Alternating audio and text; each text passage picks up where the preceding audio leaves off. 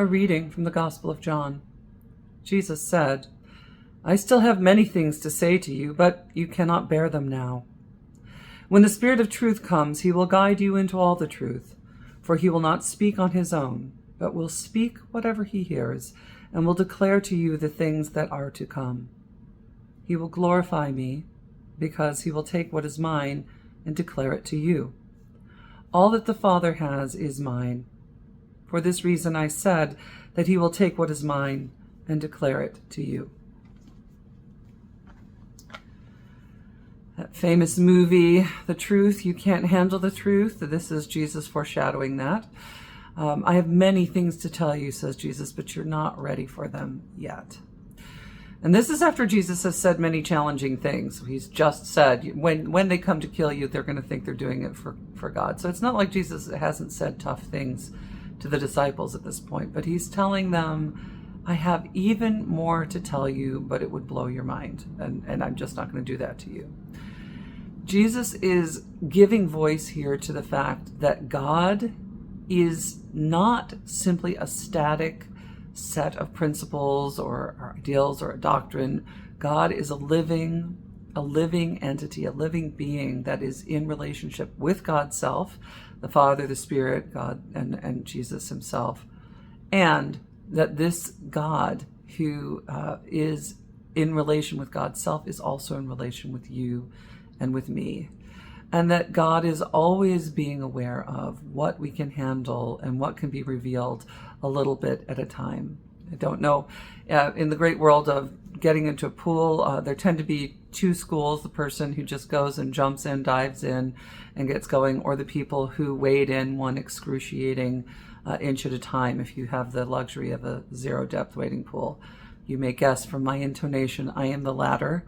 I hate the shock of jumping into deep, cold water. Avoid it at all costs. Always have as a kid. Nothing's changed. I do appreciate being able to have an induction period, a ramp, an on-ramp, if you will, or an off-ramp, but to get slowly in and to sort of just be able to adjust a little bit at a time to the fullness of the experience. And God is telling us, Jesus is telling us, this is what the true, full revelation of God is. God is not something that we can jump into the full truth of. God tells us, I have more to tell you. I'll be doling it out a little bit at a time for your comfort.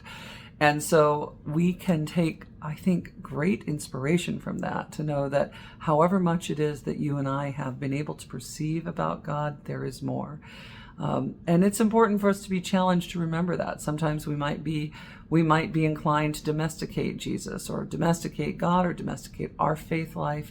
Say, well, that's a nice little box, I've checked it, or that's a nice little box, I put it up on my shelf.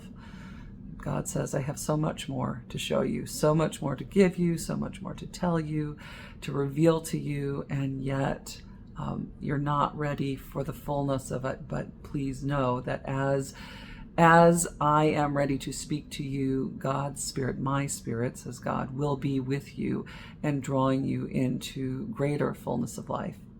This is perhaps why the church, since the time of Jesus, has continued to evolve, and continue to evolve in new and surprising ways. Those kind of originalists who want to say, well, if it wasn't in the Old and New Testament, then nothing new that happens can be of God. That's not what Jesus says. And certainly true for the ways in which the church has evolved in terms of gender, women priests, married priests, people, a full inclusion of LGBTQ+ members of the body.